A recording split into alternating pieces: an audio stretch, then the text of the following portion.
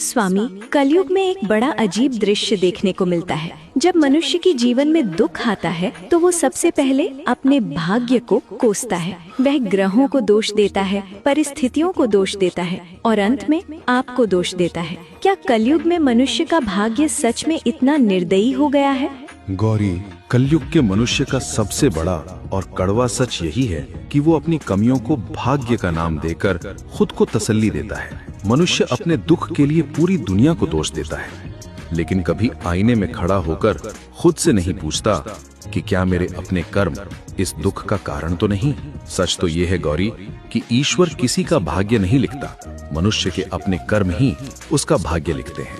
परंतु स्वामी, बहुत से मनुष्य दिन रात पूजा पाठ करते हैं, फिर भी उन्हें कष्ट क्यों मिलता है? क्या ईश्वर उनकी भक्ति का फल नहीं देते? भक्ति और कर्म दो अलग मार्ग हैं गौरी। यदि कोई मनुष्य दिन भर दूसरों से छल करे, किसी का हक मारे और शाम को मंदिर में आकर दिया जला दे, तो क्या वो पाप मुक्त हो जाएगा? नहीं। प्रकृति का नियम बहुत सीधा है गौरी। यदि खेत में बीज बबूल का बोया है तो तुम चाहे उस खेत की कितनी भी पूजा कर लो, उसमें आम कभी नहीं उगेंगे। जैसा कर्म होगा फल वैसा ही मिलेगा। प्रकृति पूजा नहीं, केवल प्रयास और नियत देखती है। ये तो सत्य है स्वामी, परंतु मनुष्य इस सत्य को स्वीकार क्यों नहीं करना चाहता?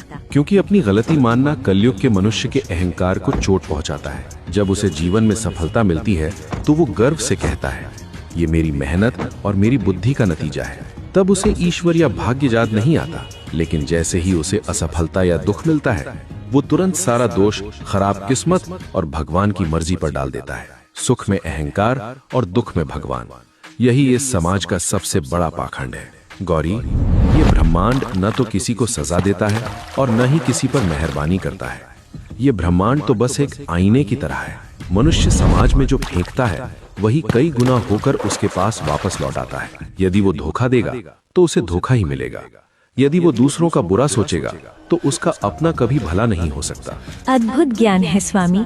तो कलयुग के इन भटके हुए मनुष्यों के लिए आपका अंतिम संदेश क्या है?